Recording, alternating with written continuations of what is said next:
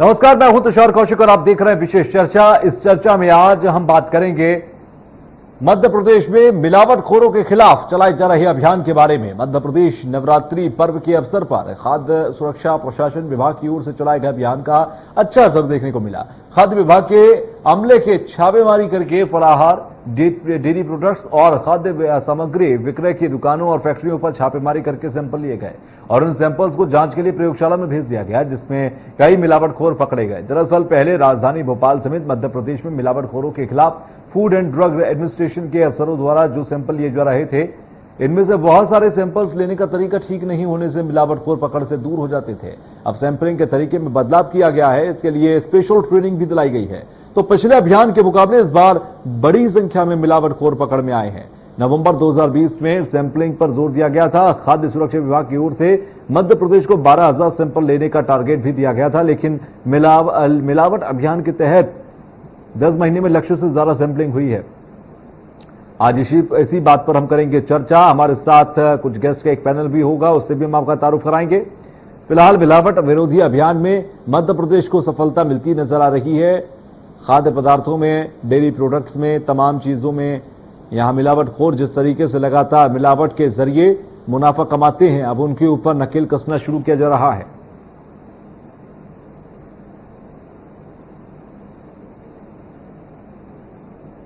अच्छी खासी सख्ती यहां पर इन लोगों के ऊपर की गई है, इसका असर भी धीरे धीरे दिख रहा है। मिलावट विरोधी अभियान में एमपी को सफलता भी मिली है। अच्छी ट्रेनिंग के बदौलत 17% ज्यादा मिलावटखोरों को पकड़ा गया। खाद्य सुरक्षा विभाग की ओर से दिया गया था टारगेट और मध्य प्रदेश को 12,000 सैंपल लेने का टारगेट मिला था।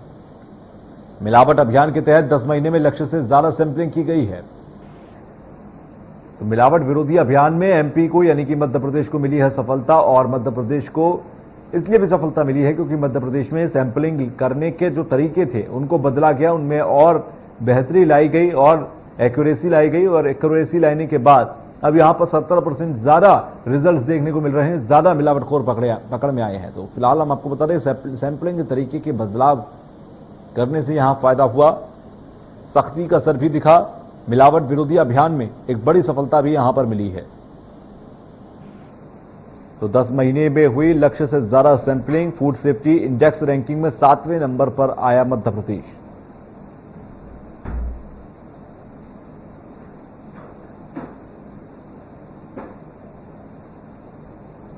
तो मिलावट विरोधी अभियान में यहां एक बड़ा फायदा हुआ है। मिलावट विरोधी अभियान में एमपी को सफलता मिली है। मध्य प्रदेश सफल होता नजर आ रहा है अपने अभियान में। मिलावटखोरों के प्रति लगातार जागरूकता के साथ यहां पर काम किया जा रहा था। फूड एंड सेफ्टी कंट्रोल विभाग भी लगातार काम कर रहा था। यहां एक विशेष तरीके की ट्रेनिंग भी दिलवाई गई, जिसमें सैंपलिंग के तरीके को और बेहतर बनाया जाए। सैंपलिंग बेहतर होगी तो फिर मिलावटखोर भी जल्द से जल्द पकड़ में आएंगे। तो ये तमाम चीजों पर ध्यान दिया गया और उसके बाद असर यह आया है कि 17% ज्यादा मिलावटखोर पिछले 1 साल में पकड़े गए हैं।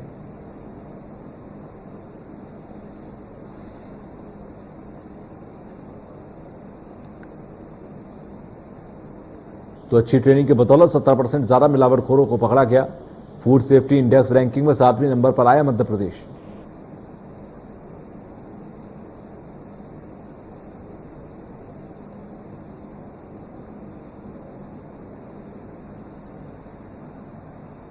विनीता जायसवाल हमारे साथ डाइटिशियन जुड़ रही हैं। तो डाइट के हिसाब से मिलावट और मिलावटखोरों की जो करतूतें हैं वो किस तरीके से नुकसान देती हैं, एक डाइटिशियन की नजर में मिलावट का कितना आपके सेहत पर नुकसान हो सकता है, और अगर मिलावटी सामान मार्केट में है तो फिर आप कैसे खुद को बचाएं, इन सारे पहलुओं पर बात होगी विनीता जी से। विनीता जी, आपका स्वागत है इंडिया न्यूज मध्य प्रदेश छत्तीसगढ़ में। धन्यवाद। सबसे पहला मेरा सवाल आपसे यही है, मिलावटखोर अपनी करतूतों से बाज आते नहीं है। ये एक पहलू है कि एडमिनिस्ट्रेशन उन पर नकेल कसने की पूरी कोशिश करता है, लेकिन दूसरा पहलू ये है कि हम कैसे जागरूक रहें मिलावटी चीजों के प्रति, और ये चीजें कितनी नुकसानदेह हमारे शरीर पर होती हैं आपकी नजर में। देखिए, मिलावटी चीजें डेफिनेटली कानूनी तौर पे भी मतलब सबको पता है नुकसान करती है, और शरीर के अंदर इसका नुकसान जो है वो यदि गलती से हमने 1 बार 2 बार यदि किसी तरह से चला गया है तो बहुत ज्यादा बिल्कुल जीवन को घातक वाली चीज तो नहीं होगी, लेकिन डेली बेसिस पर यदि हम जागरूक नहीं रहेंगे और यदि रोजमर्रा में हम मिलावटी चीजें उपयोग में लेते रहेंगे तो उसका शरीर के अंदर के अंगों पर बहुत बुरा प्रभाव पड़ता है। आए दिन हम देखते हैं कि ऐसे मरीज जिनको कोई हिस्ट्री नहीं है लेकिन किडनी खराब हो गई, कई बार दिमागी रूप से या न्यूरोलॉजिकल डिसऑर्डर्स, चिड़चिड़ापन, है ना, अंदरूनी रूप से कमजोरी होना, ये सारी जो तकलीफ है, in fact heart related problems, liver related problems जो है वो बहुत ज्यादा कॉमन देखी गई हैं, जिनका दिनचर्या अच्छा है, खुराक अच्छी है, लेकिन फिर भी तकलीफें हो रही हैं। तो वो मिलावटी भोजन और मिलावटी जो खाद्य पदार्थ हैं उनके काफी ज्यादा अपना उपयोग के कारण ये दुष्प्रभाव सामने आ रहे हैं।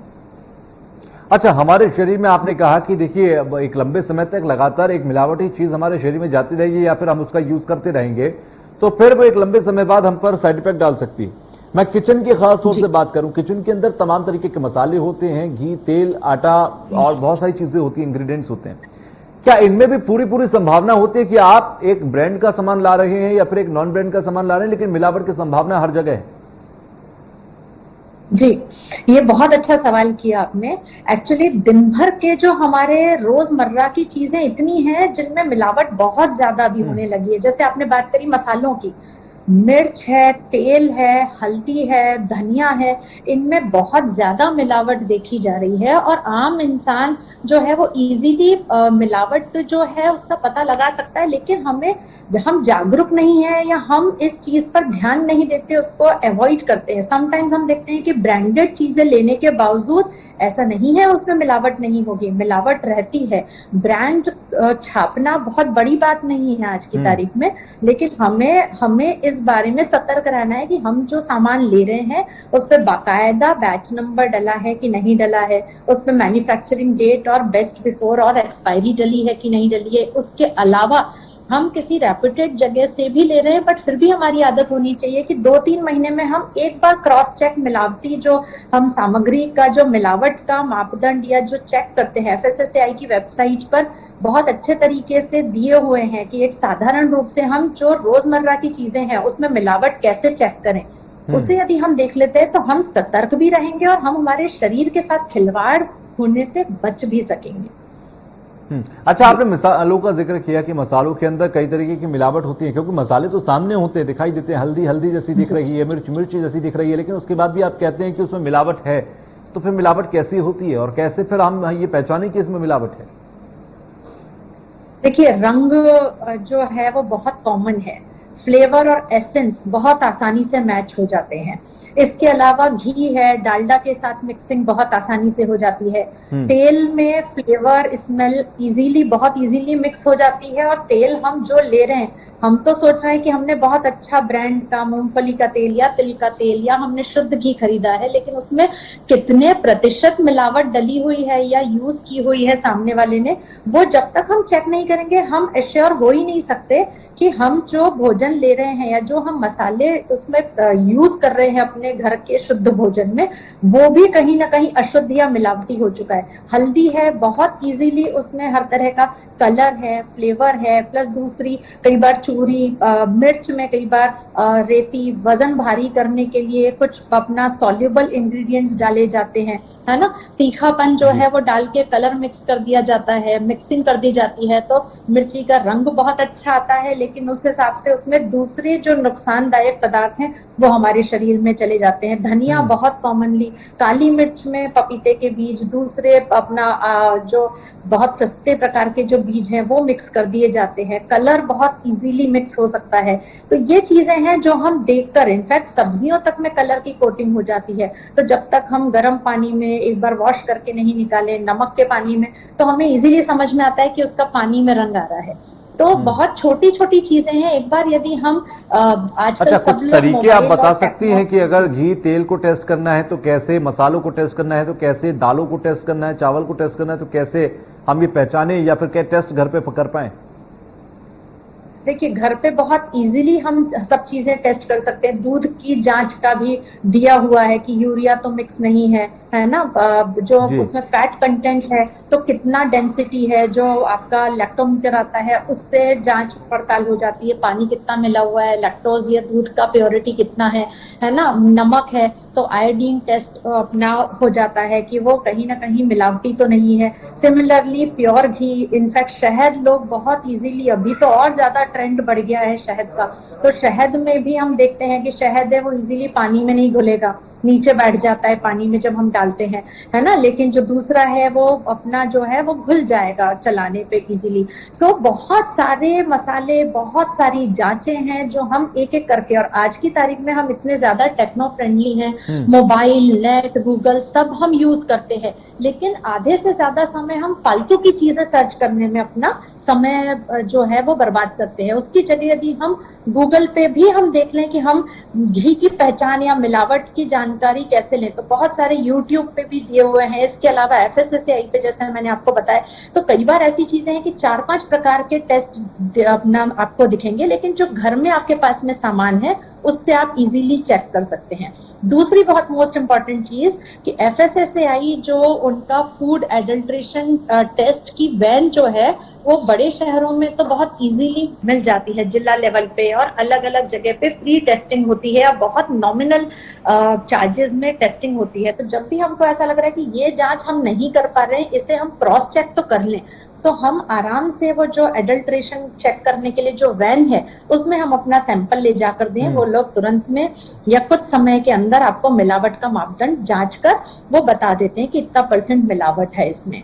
तो ये सब हमारे जागरूक होने पर निर्भर करता है कि हम कितने अप टू डेट है, हम कितने अपना जो नॉलेज है, जो टेक्नोलॉजी है उसको हमारे स्वास्थ्य के लिए हम कितना यूज कर रहे हैं अच्छे से।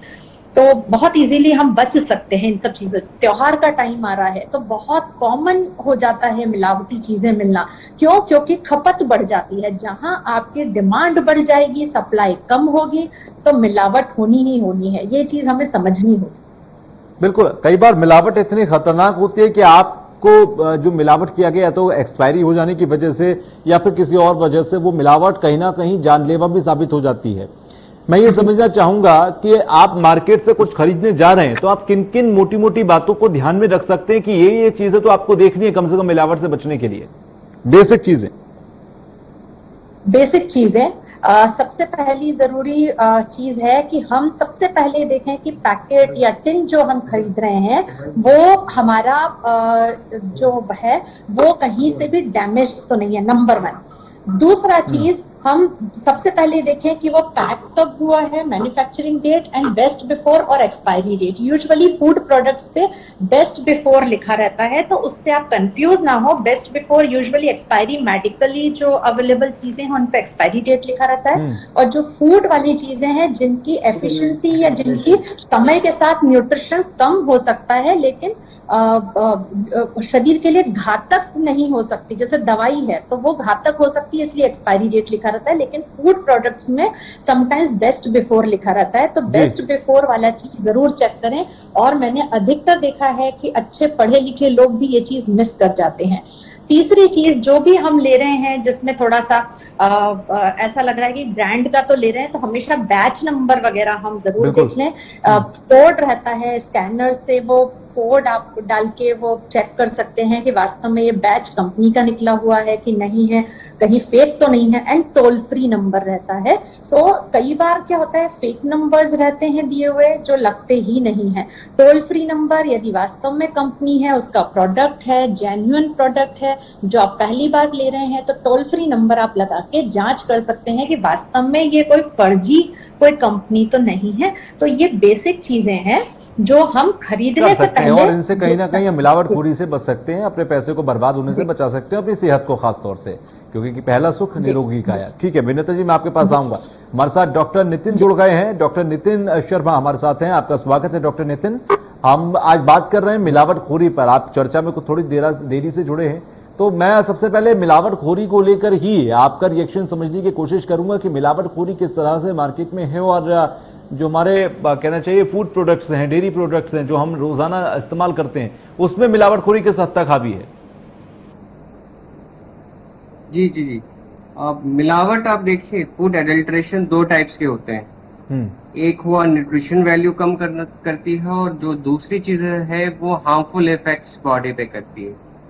और आज की जो सिनेरियो है, हम दोनों चीजों से उलझ रहे हैं, nutrition value as well as harmful effects. WHO ने एक स्टैट्स दिया था 2018-19 में, जो इंडिया की जो फूड प्रोडक्ट्स है, जो फूड इंडस्ट्री है, उसमें 28% के परसेंटेज में एडल्ट्रेशंस थे, food एडल्ट्रेशंस।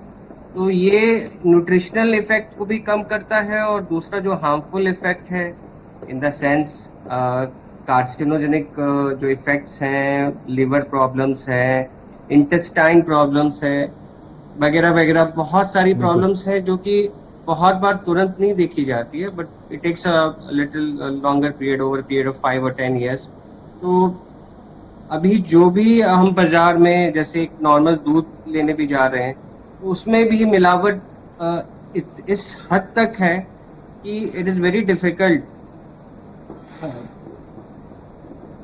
Even from milk to every small जो आइटम्स हैं, फूड आइटम्स है, वहाँ एडल्ट्रेशन इस हद तक है, और इतने कार्सिनोजेनिक इफेक्ट हो रहे हैं हमारे समाज में, इंडियन पॉपुलेशन में।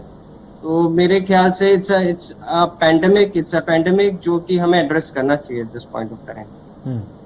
अच्छा, बहुत सारे पेशेंट्स आपके पास आते होंगे, मिलावट का भी शिकार हुए होंगे, आपने बहुत सारे पेशेंट्स को डील भी किया होगा।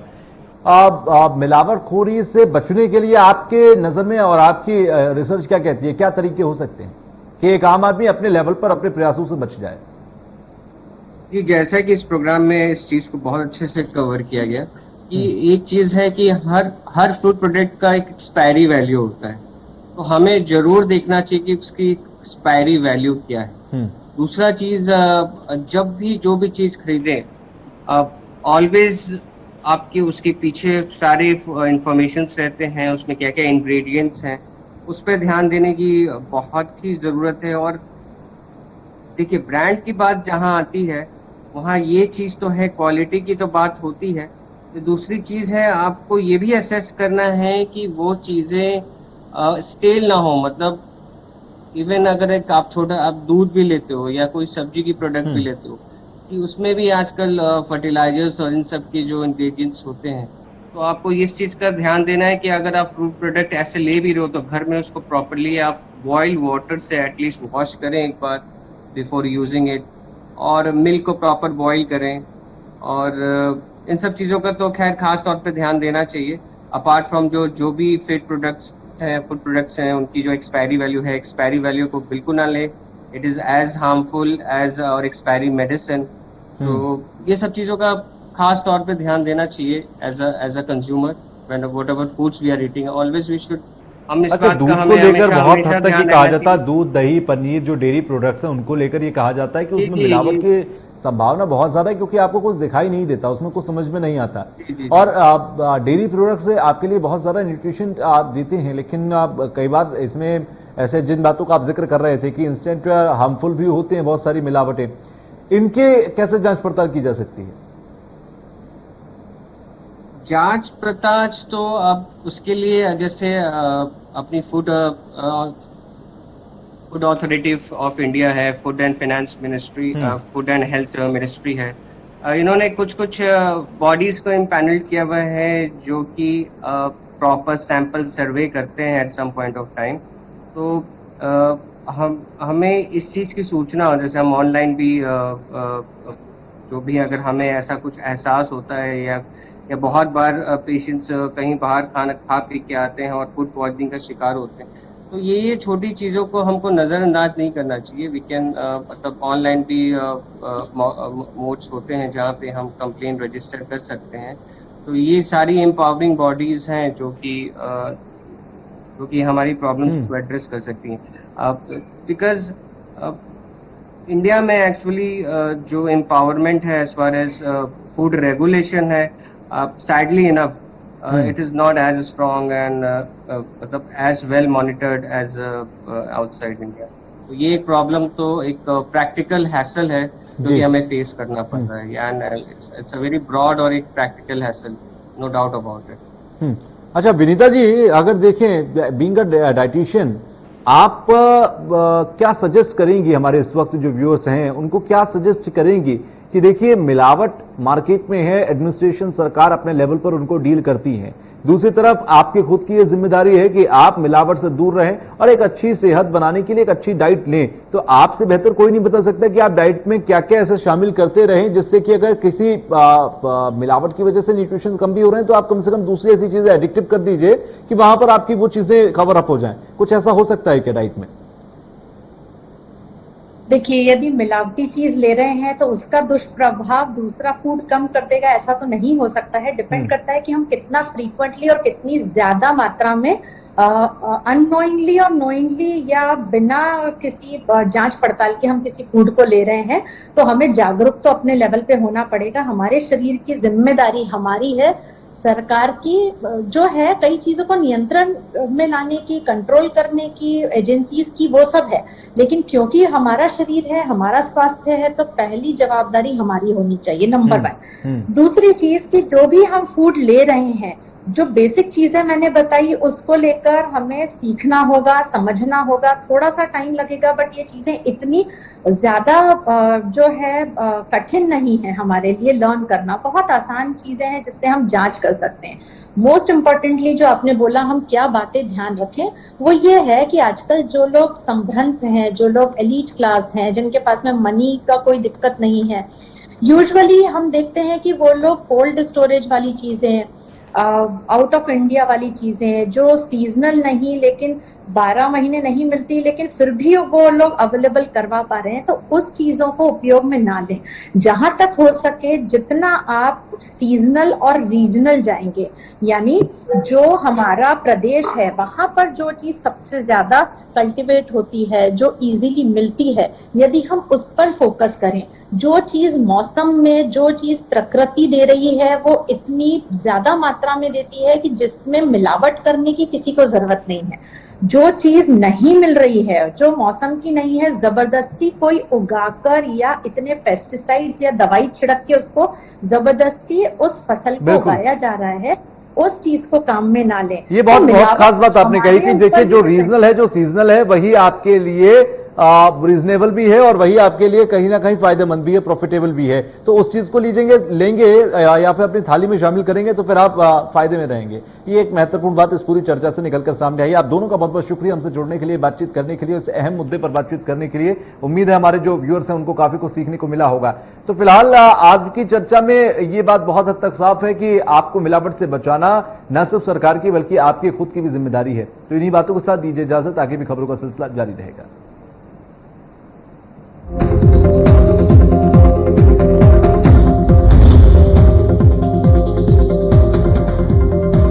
मध्य प्रदेश छत्तीसगढ़ की हर खबर सीधे आपके मोबाइल फोन पर, सोशल मीडिया के हर प्लेटफॉर्म पर है। इंडिया न्यूज मध्य प्रदेश छत्तीसगढ़, अभी सब्सक्राइब करें हमारा चैनल और पाएं मध्य प्रदेश छत्तीसगढ़ की पल पल की खबर।